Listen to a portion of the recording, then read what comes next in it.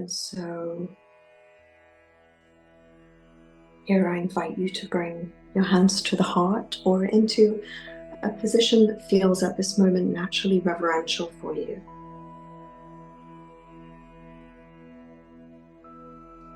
Devotional.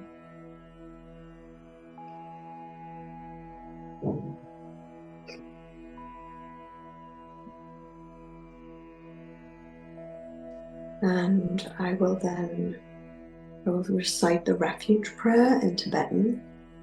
I will then translate poetically in English and leave space to call and respond if my words feel resonant for you tonight.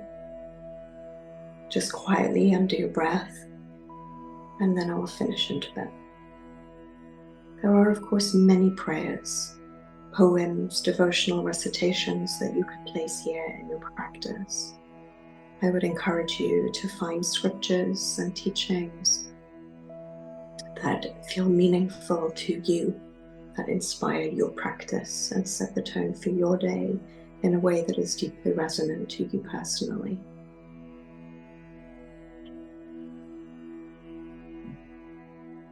Let's inhale together. And let go.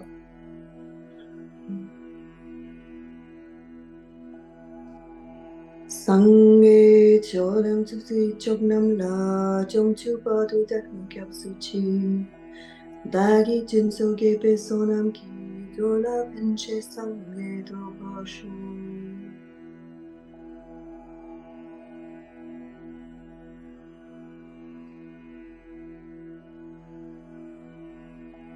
I will continue to take refuge in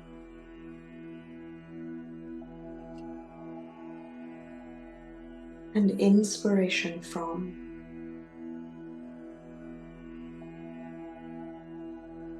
the enlightened ones, the teachings, and my fellow seekers.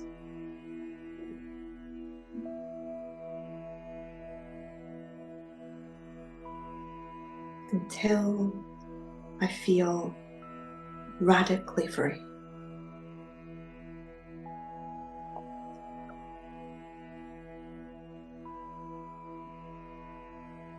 Through my process and my practices,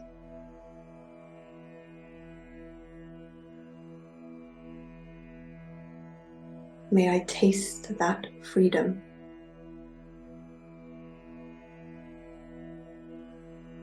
So that I can offer its elixir to others.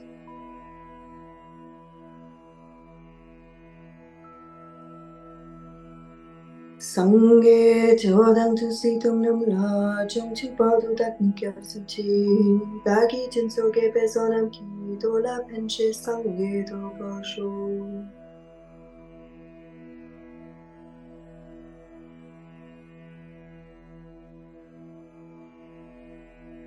Breathing in. As we exhale, letting the hands drop gently down.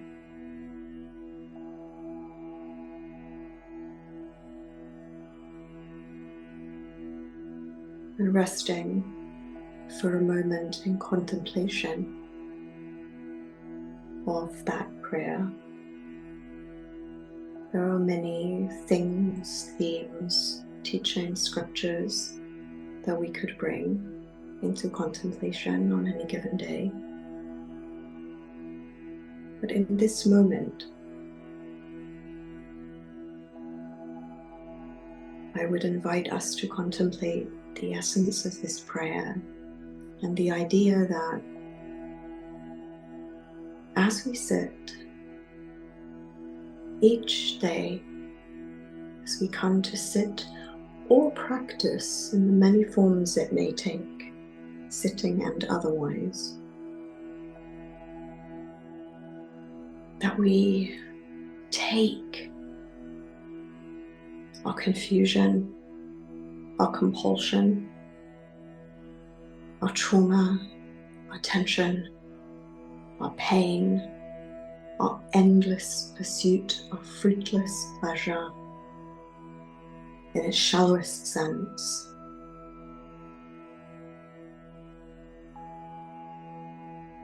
Of fear, or shame, or misconceptions. All of it. That we take all of it, that we bring all of it here into our practice, and that we place all of that pain, confusion, human wounding at the altar of the earth. We place our own body on the altar of the earth and allow our body to be the alchemical container to transform all of this as a symbol, as a symbolic, ritualistic act, our own humble offering to begin to transform the pain of the world.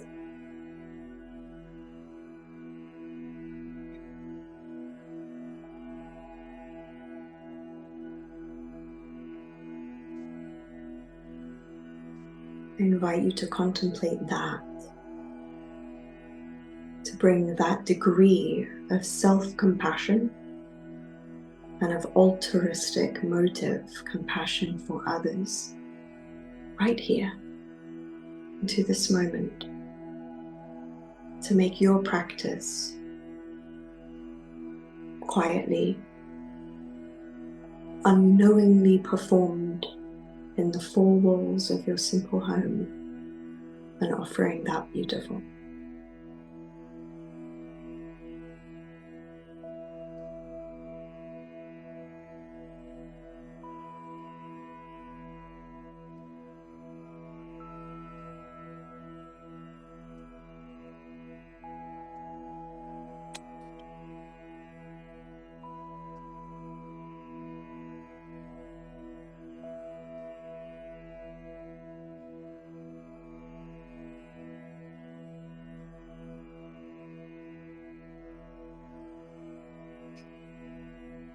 It's a warrior-like feeling.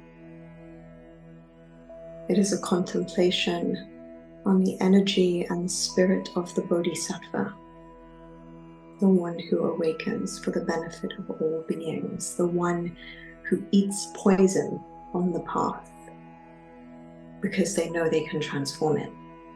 They are afraid of nothing. They bypass nothing.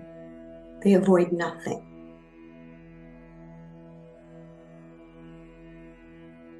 Like the peacock, they eat the poison, and it is what gives them the iridescent color of their plume.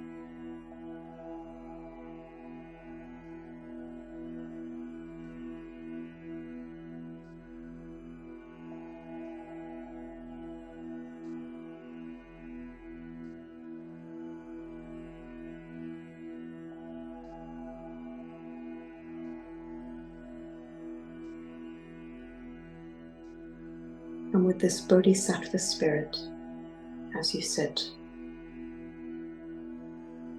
with the highest of intentions,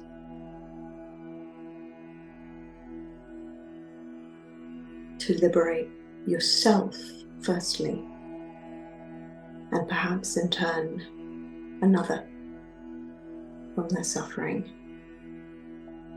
you begin to allow ordinary appearances to dissolve, which simply means that as you sit,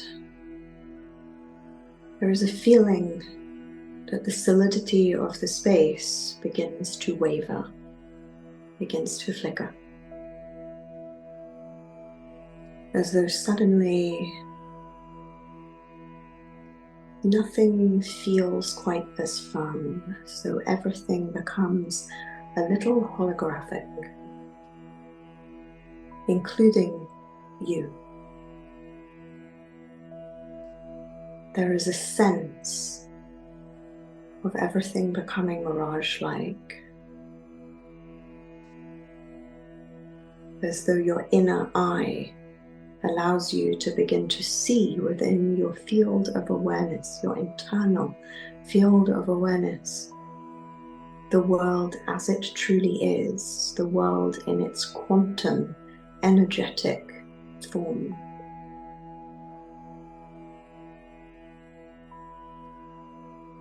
Where everything is made of just one stuff, one ocean of energy, and everything, including you, is just masquerading in a particular form at this particular moment.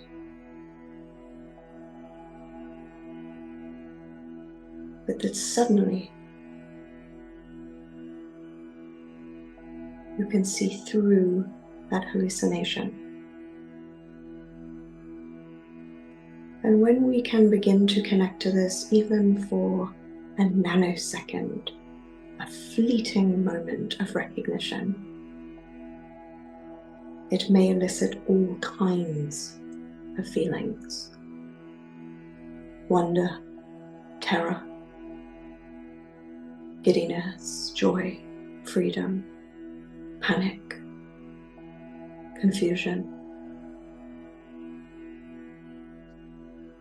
And we just allow. And if it feels difficult to connect with, and we feel bored, frustrated, feelings of inadequacy arise, we just allow that too. We are just pointing the mind towards a truth that it has forgotten.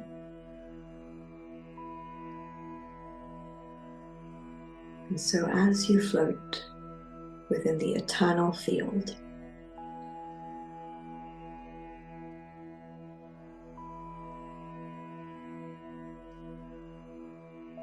it's as though everything begins to dissolve back in to that one ocean, and there is just you, your holographic body, your temporary form, floating in dark blue space.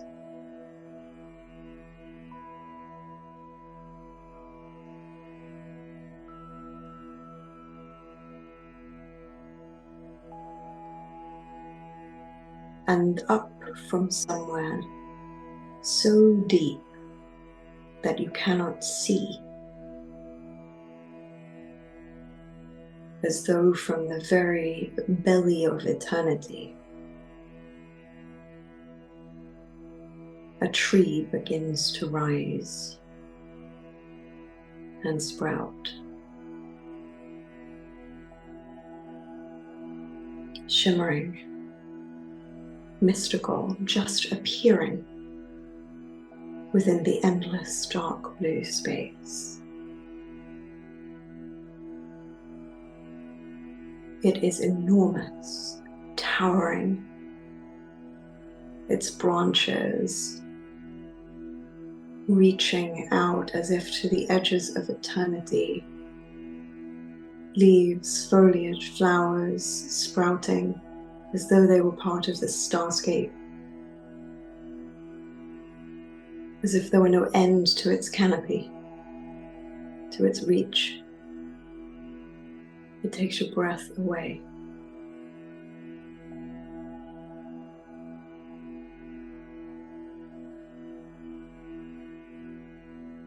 And in its branches, you first see in the lower branches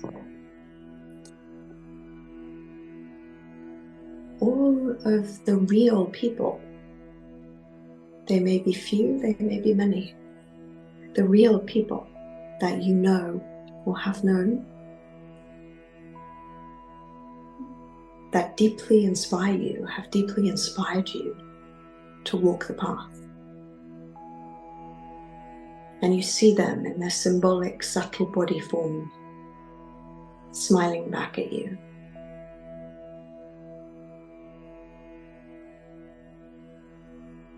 They may be people personally known or just symbolically known, authors of books, teachers, real mentors, all these kinds of people, suddenly there.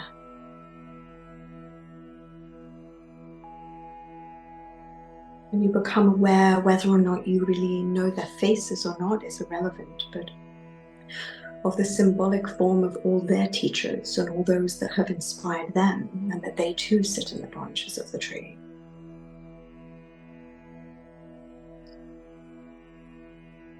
And of their teachers before them, and before them. And as your awareness of these natural lineages of wisdom grow, the tree becomes overflowing, filled with the saints and sages and Buddhas and Brahmins and gods and goddesses and indigenous wisdom keepers, wise women, witches of all time. Back beyond the spiritual figures that we even know today within our known human history. Mystical beings of all varieties float and fly and circle above and around the tree. It is an overwhelming pantheon of Bodhisattvas. And they all smile back at you. And you know that they are beckoning you to come and sit in their shade.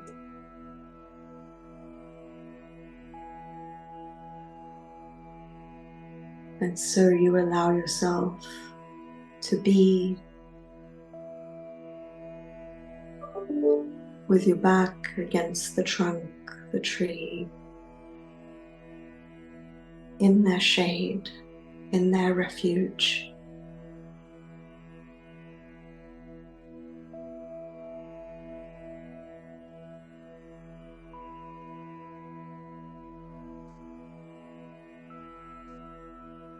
And their wisdom, their knowingness, their energy begins to trickle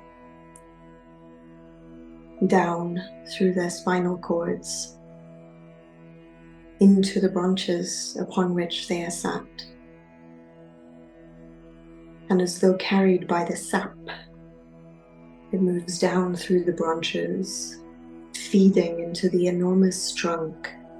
And as it trickles down through the tree, the lifeblood of the multiverse, the knowingness of eternal time, you feel it begin to seep into your spine as if by osmosis.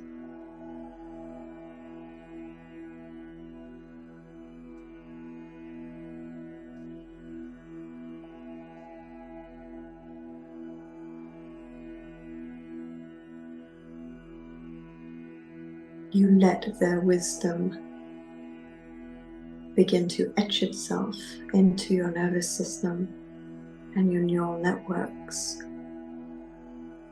You feel it begin to come quietly alive inside you.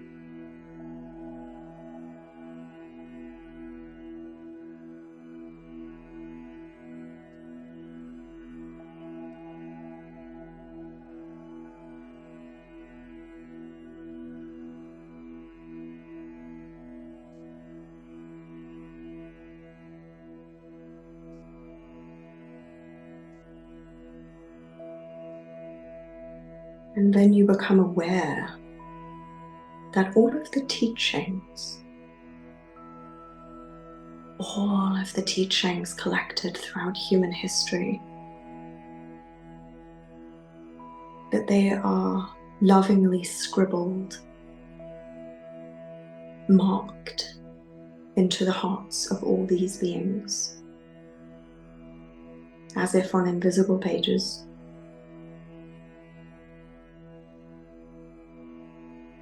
And those letters begin to melt and dissolve from their hearts, all of them, down and out of their bodies, into the branches upon which they sit, down into the enormous trunk of the tree, carried in the blood, the sap of the tree. They feed this wisdom in through the back of your shoulder blades from the trunk, into your heart.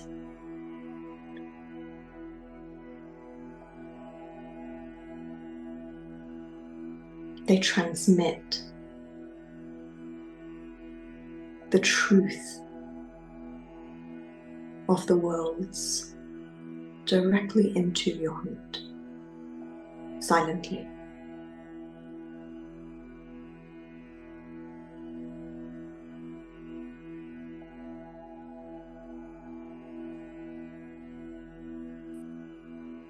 And you feel how the parched landscape of your heart has been so thirsty for this true nourishment. And you let it enter.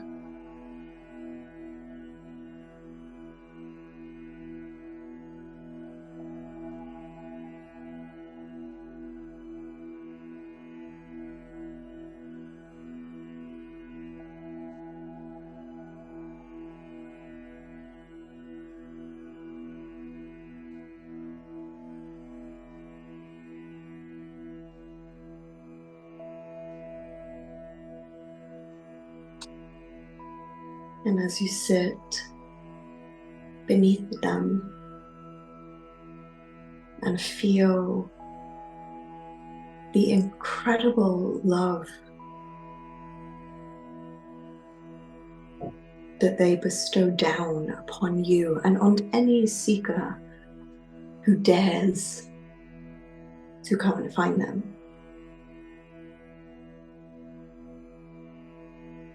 you realize that you have never once been alone in your pursuits, that you are one of a lineage of seekers, of a timeless, invisible Sangha that never dies. You have known these beings before. You will know them again. They are always with you. They have always been with you. And as you think of them and you feel their presence, the fellow seekers that you have come to know at this time in this life flash into your mind's eye. Be they many or be they few, be they distant or far, they flash into your field of awareness. And you feel intense, immense gratitude for them and the spiritual kinship that they offer you. And in the refuge that you offer one another in a world that has forgotten.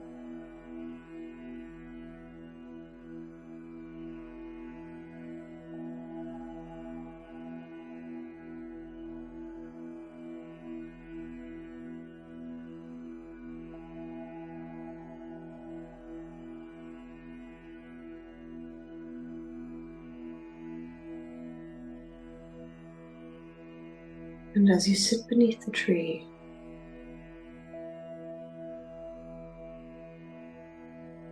floating in dark blue space,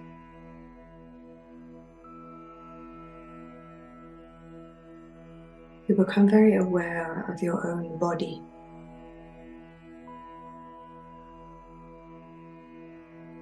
And you also become aware of the earth somewhere beneath you, just down and in front.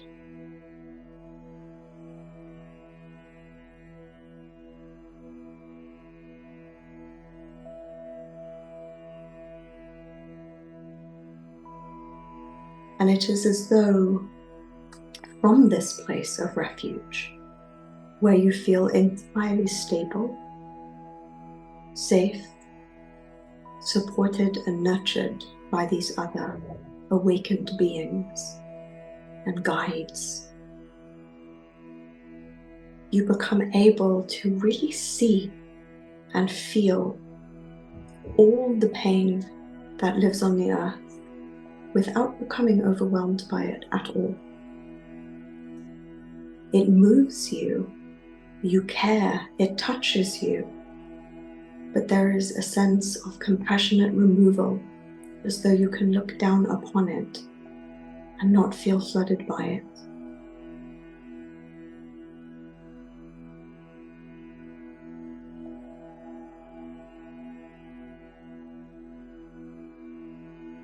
And you begin to see all the pain of the earth in its energetic form as a black swirling smoke, like a smoke full of ash that won't clear, smoggy, moving through people's bodies on their breath, polluting the earth, the water, swirling around through everything, everywhere, everyone. It's intoxicated.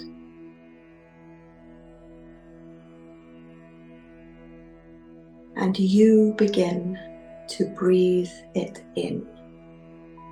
You choose, as the brave Bodhisattva, to take the poison into your own body because you can. With no fear and no doubt, you sit steady, relaxed, open, and you begin to breathe that smoke and swirls and spirals up in through your nostrils into your body, so that your body can begin to transform it, alchemize it, purify it. You use your body as the crucible, the container for transmutation. And on every in-breath, you draw the black smoke of the earth up into your body. And as it swirls in your body, you let it transform and purify.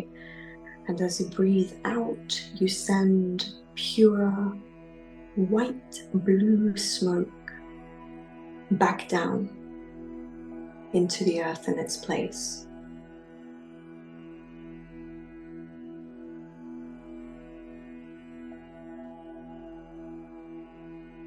All the confusion, the pain, the trauma, the tension, the misconception, the shame, the fear, you breathe it all right in. You are not afraid of it.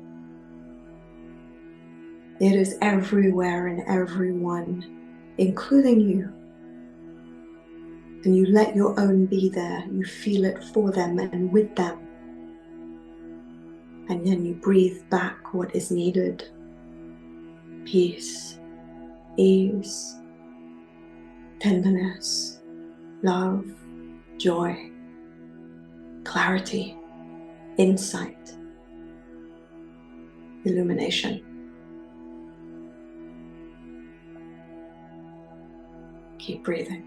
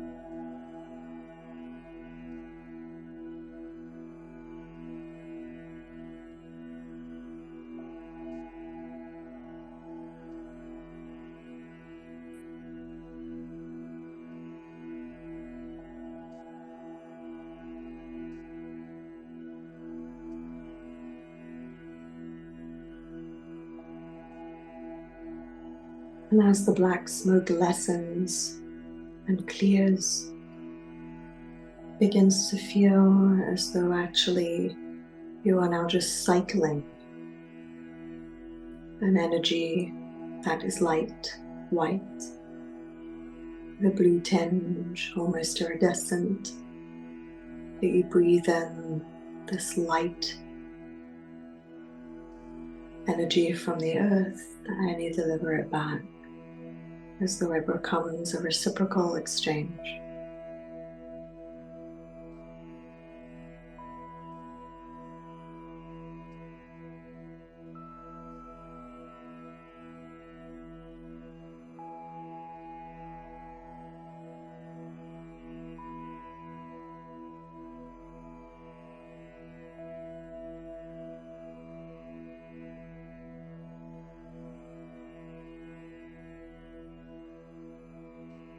And then this begins to dissolve, and it is just you and your body. You now just feel your body breathing. Bones, flesh, skin, organs, skull, eyes, awareness within it, energy moving through it.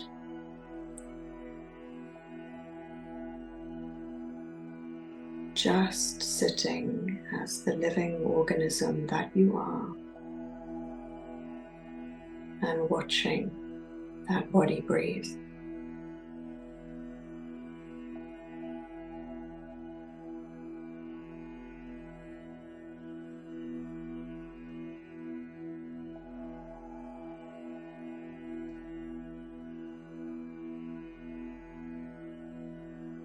No frustration anytime the mind leaves, just making the gentle return, the victorious return, repatterning our awareness every time we return to our awareness of being this body and watching it breathe.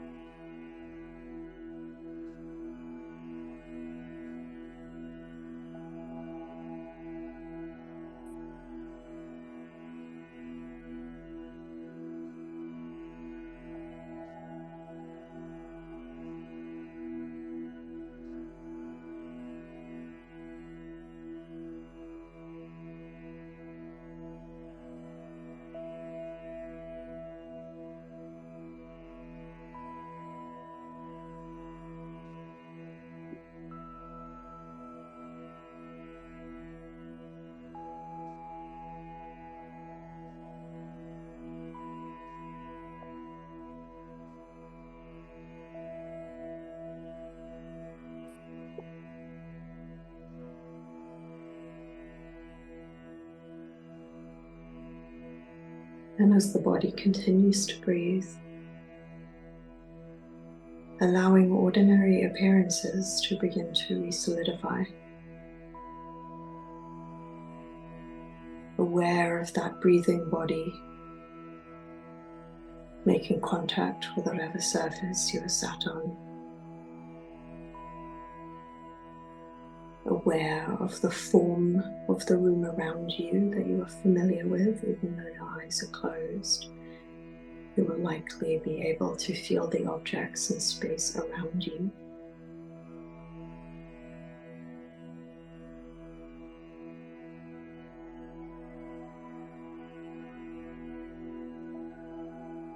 And letting the breath go,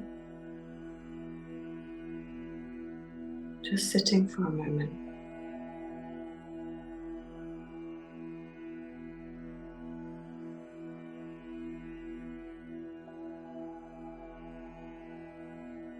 Aware of both the quiet and the sounds, returning.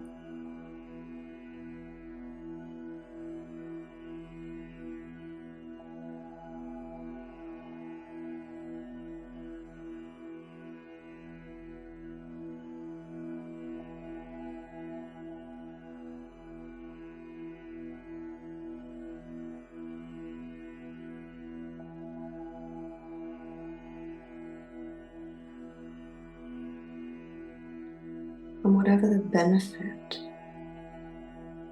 the merit of your practice, of our practice may be on any given day,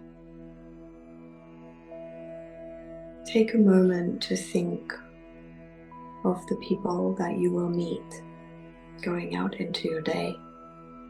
Those that are known to you, that you are very close to, those that are strangers that you will pass on the street, and the billions of people beyond that that you will likely never meet or never know, at least in this lifetime.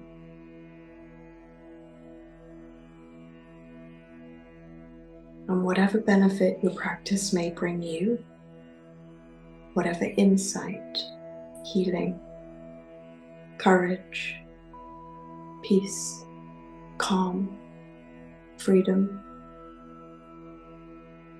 it may have provided you today,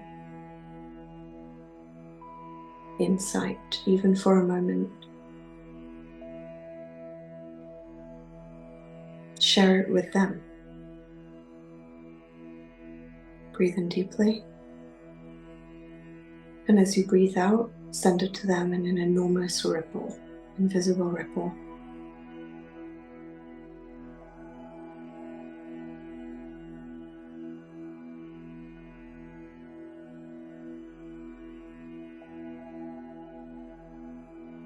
Saji poki shuji me tom tram hirapim shi te gampari sange shindu me te balai tokunam la shubla chopa shu Om Miram Guru Ratna Mandala Kamyatayomi.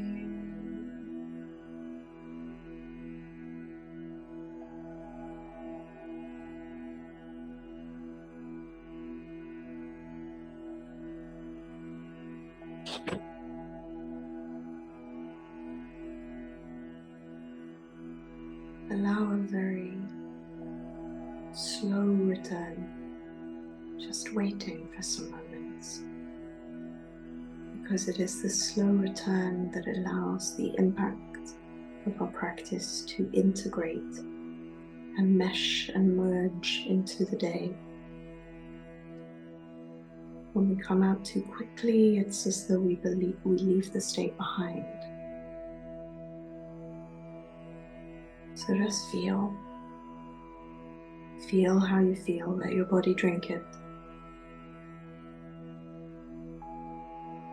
You are no longer in your meditation, but you rest, you bathe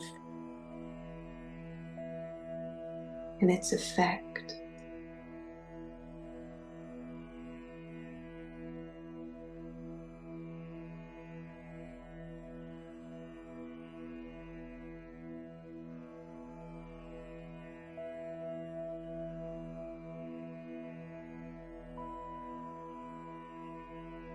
and a little bit like emerging from a shavasana, you may notice that the body becomes ready to begin to return. Maybe the hands begin to move a little, not in a way that is sudden or fidgety, but that just feels natural, a bit like waking up in the morning. Maybe the breath adjusts itself, the body moves a little, but still not rushing back.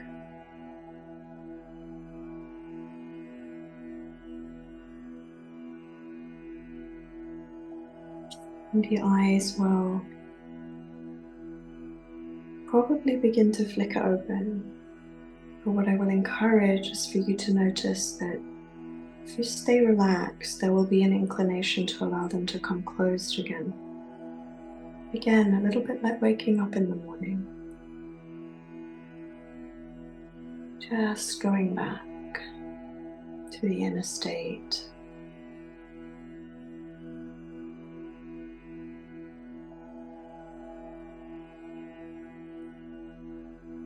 And then there will be an inclination to let them come back open again. Gently exploring the space around you, letting the eyes readjust, taking the space around you. Returning to the seemingly solid world, but perhaps with your vision very slightly altered, at least internally.